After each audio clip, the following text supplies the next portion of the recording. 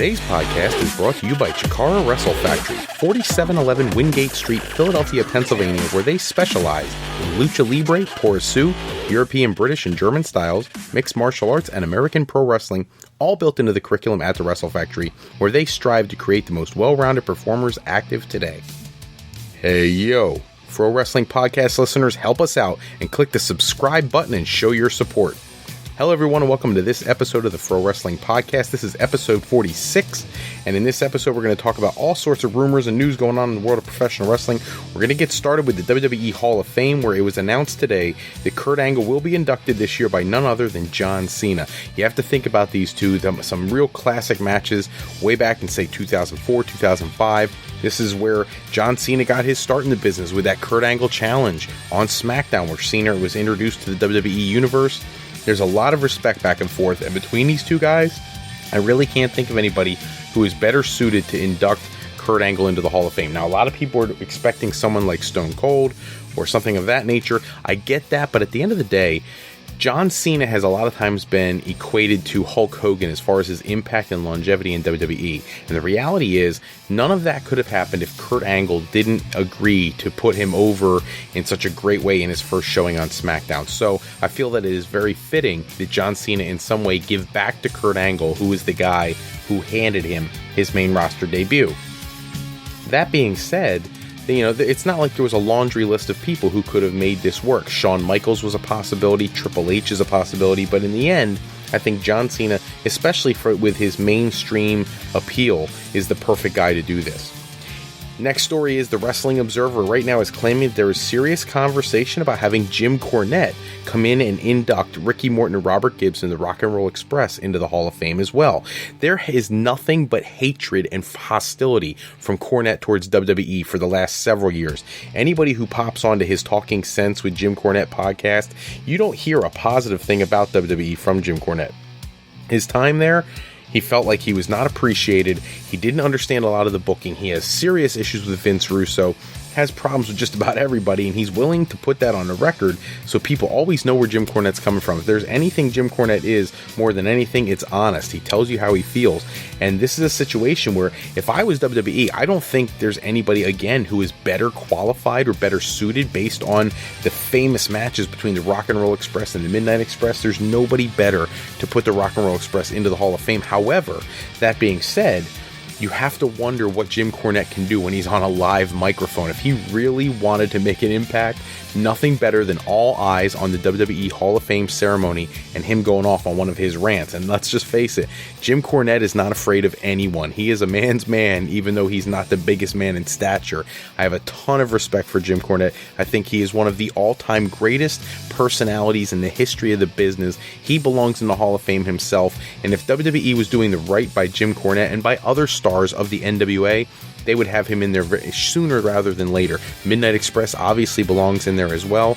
You could even make a case for some of the other talents that Jim Cornette has worked with. Big Bubba Rogers was the Big Boss Man. He should have been there for that induction. So there's a whole lot of opportunity if you can mend some fences with Jim Cornette and find a way to integrate him into that Hall of Fame ceremony.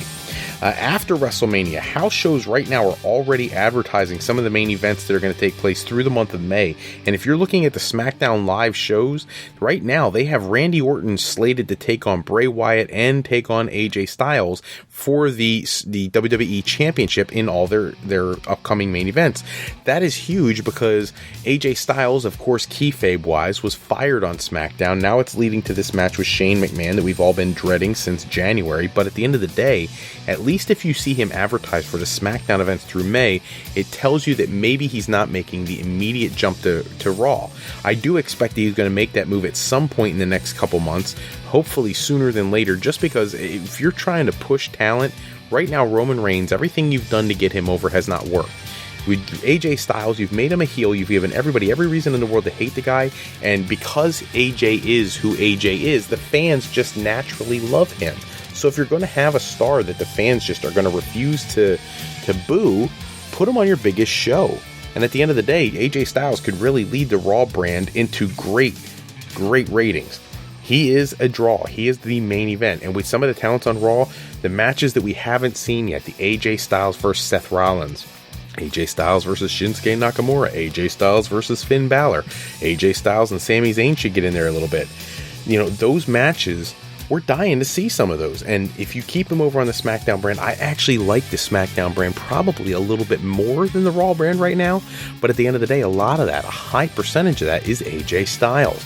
Moving someone like Reigns over to SmackDown provides an opportunity for some matches that they're not necessarily fresh, because Reigns has been around a little while, but there's some opportunity there for some excitement. Can you imagine seeing Roman Reigns against Baron Corbin? Roman Reigns against Apollo Crews? So just certain matches that if you build certain people a certain way could really give you some interesting storylines going forward. Other WWE news, Rusev right now, apparently he had shoulder surgery last week. He's slated to miss 2 months. It's going to make it so he misses WrestleMania, which, it's never a good thing for any of the bigger talents to miss WrestleMania. But unfortunately, that's just the way it is. He had a serious shoulder injury that was actually before the match with the Big Show, where I guess they were writing him off TV with the Big Show decimating him the way he did. And this is probably the impetus for Lana being sent down to NXT. She's in NXT right now working out at the Performance Center, and the thought process is that she can pull some match duty while Rusev is recuperating. And let's face it, they're paying a whole lot of money to Lana to sit on the sidelines most of the time. It's not like she's cutting promos anymore. It's not like she's doing anything effective in the matches anymore. I haven't seen anything remotely important from Lana since the hotel room segment with Enzo months ago. So it would be nice for them to get some return on their investment in Lana and do something of value going forward. Jerry Lawler's in the news. He has a podcast with it that is referred to as Dining with the King. And in this week's episode number 2 of his show, he had a conversation about the fact that he wrestles relatively regularly, a lot of weekend shows, and he's an active performer, but WWE keeps him on a no-contact list. He is not allowed to receive any big bumps. He's not allowed to wrestle a match. And he believes that at no point in the future is WWE ever going to let him wrestle again, despite the fact that he wrestles on the weekends and is relatively active. He does have the desire to get in the ring with Dolph Ziggler at WrestleMania. He thinks it would be a great send-off. And after everything they did on SmackDown a few months ago with the King's Court and Dolph Ziggler, super kicking him there, he thinks it would make for a great storyline. But at the end of the day, Vince McMahon and WWE, they're a publicly traded company, and when you have that situation, it creates a problem.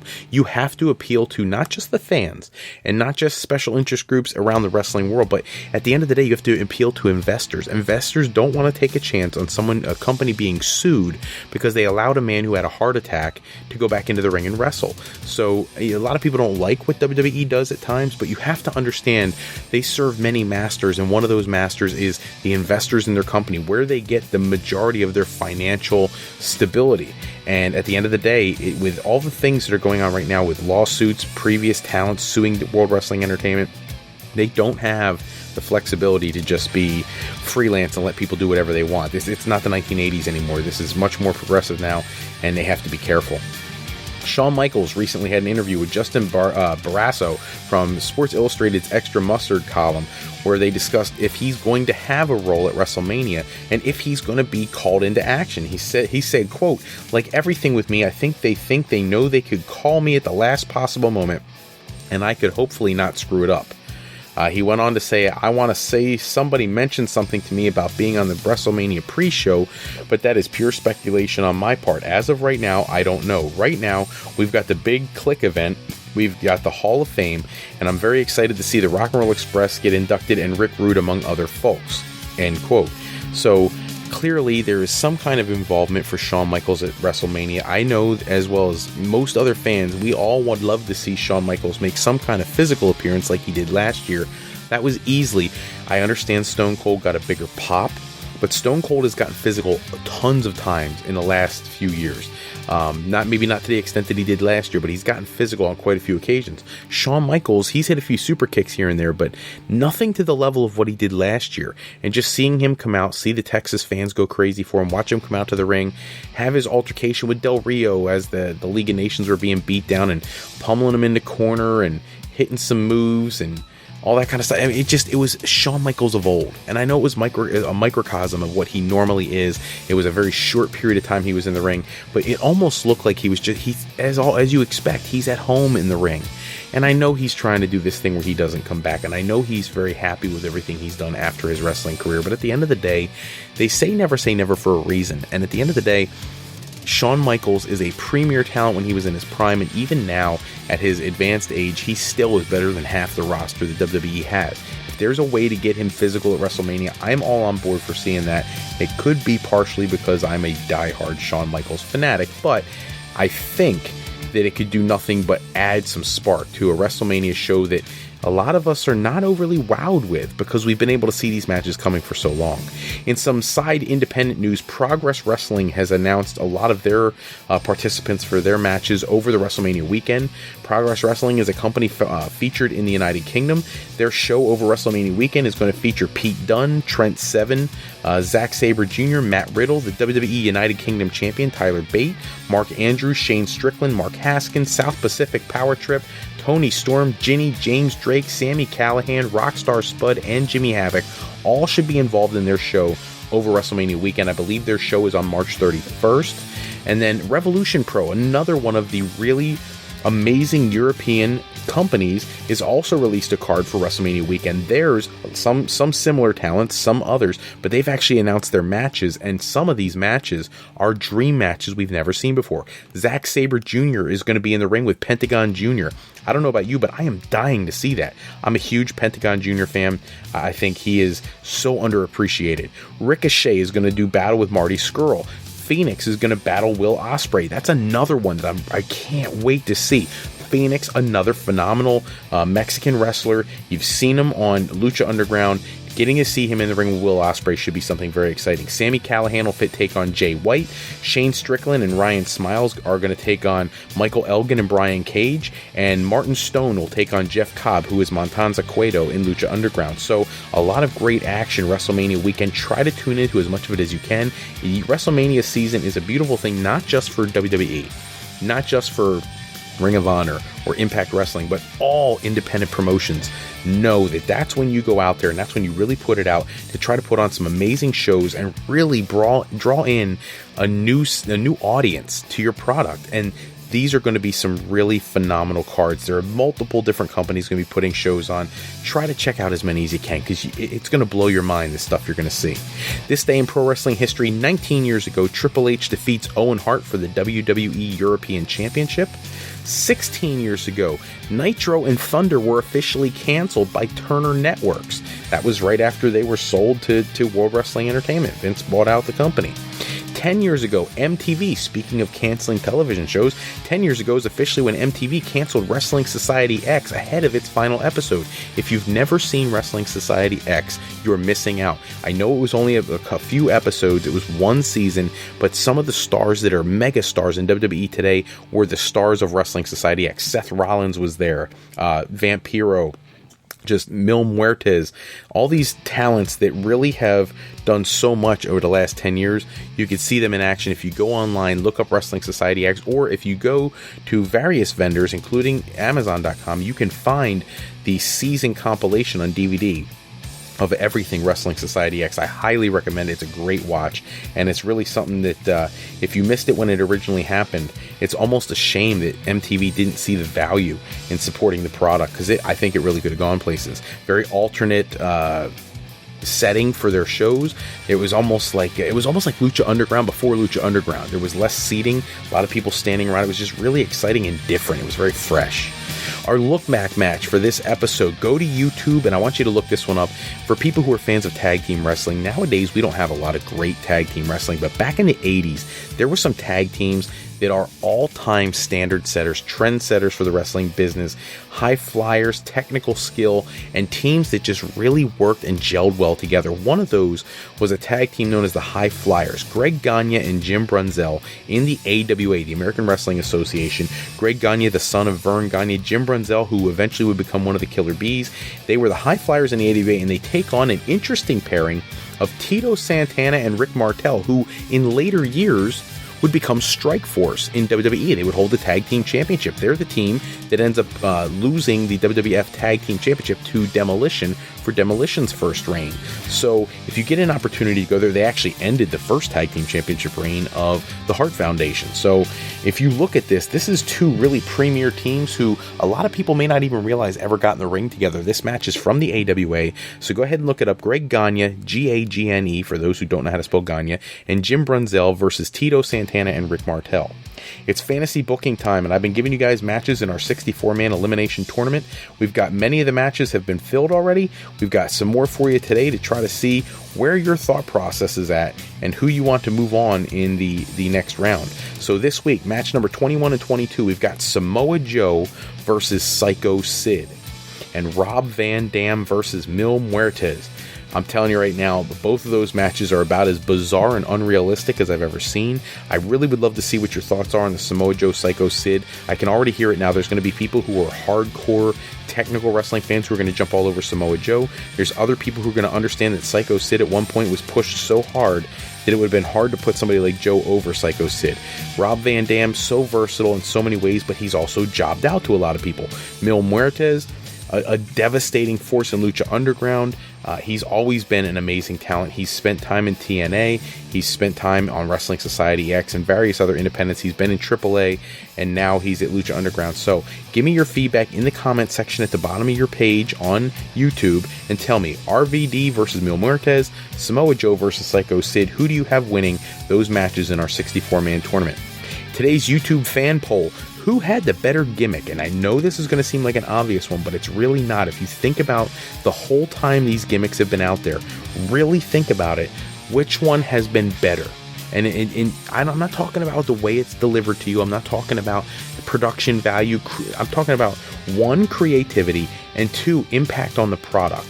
Because one is a relatively new gimmick that the world has gone crazy for, and the other one has been there for a few years, but all these years after it's been created, it's still the main focal point of one of the shows. So, those two gimmicks, which one do you like better? The Broken Universe with Matt and Jeff Hardy, or the Wyatt family? Please give us a review, give us a subscribe. If you get onto our webpage, a couple things we really need from our fans. If you're on YouTube or one of the sites, Spreaker, Stitcher, Podbean, Podomatic, SoundCloud, you name it, we're on pretty much all of them. Kick that. If you like what we do, please click the like button. A lot of people have been giving a lot of comments lately. I cannot tell you how much I appreciate that. But by all means, try to go on there and give us some a thumbs up, give us a review, give us a subscribe, so that we can, see what you feel. When you give comments, try to give us whatever it is that you would like to see. We would love to be able to help you with that stuff. Bring more entertaining news. If you like the European stuff better than anything else, by all means, let me know. I'll try to do more of that. If you love what we're doing already, let me know that too, so I know to keep doing what we're doing. I want to give a very special shout out tonight to my listeners in Redmond, Washington. I was doing an analysis today of all of our podcast episodes, and what I was surprised to see and thrilled to see all at the same time is those fans in Redmond, Washington are my most loyal fans, and they are a huge percentage of our viewership, and I cannot tell you how much I appreciate that. I'm going to keep my eyes on those numbers, and every time I see a particular town or a particular area that is viewing on a really consistent basis, I want to give you a shout out, because I really appreciate it. And I got another special shout out to one of my most consistent contributors, and his YouTube handle is Custom Titantrons 101, one of my absolute best, probably my alpha, my first fan that we had of this show, and a big part of why I do this show. So Custom Titantrons, you're the man. Thank you so much for listening and tuning into every episode. It means the world to us. Don't forget about the Fro Life Planning Contest. For those who don't know what Fro Life Planning is, we help students and adult learners find their path to higher education or a new career. Every month we'll be giving away one free 30-minute phone consultation to a lucky winner to help them with the planning of their college path or the next step in their career. If you don't need that kind of help, that's okay. If you win, you can transfer your winnings to whoever you think would benefit from that consultation. There's no purchase necessary. Follow a couple steps to enter the contest. 1, launch iTunes in your computer. Go to the Fro Wrestling Podcast iTunes page, click on subscribe, and then click and give us a review. We need those ratings. We need a review. Then go to our website, www.frolifeplanning.com/contest, and you can enter your email address there. I will match up your comment with your email address, and I will enter you in the contest to win one of those free one-on-one consultations. That's all the time we have for this episode. Check back with us in episode 47. I'm going to keep my eye out there, keep my ear to the ground, try to find you guys as much information and news about the world of professional wrestling as I can. I hope you enjoy what we do. Special thanks as always go out to bensound.com and purpleplanet.com for producing all the music and sound effects used throughout today's show. Tonight's podcast was sponsored in part by Beazle Games. Bringing a new friend to family game night is easy with sketchy people. Showcase your artistic side in this new game from Beazle Games and bring some fun and excitement back to family game night by going to www.thegamecrafter.com/sketchypeople to pick up your copy today. And I checked that out the other day. It's about $33.99 for the game. It is a ton of fun. I have 3 kids. They love it. Go ahead and check that out. Very cool game. And to alleyrepair.com. Contact alleyrepair.com today for servicing of all your classic skee-ball, pinball, and arcade game needs. We want to thank you for listening to today's podcast. We encourage you to go to our website at www.frolifeplanning.com to learn more about what Mr. Fro can do for you. Remember, Fro Life educational planning is for today, for tomorrow, and for life with Fro Life. I'm Fred Froelich, better known as Mr. Fro, and I want to thank you for taking a few moments with us today. And if you're looking for more wrestling news and rumors, go to www.tsjsports.com/WWE for my latest articles and publications on the world of professional wrestling. Until the next episode, everybody take care. Have a great night.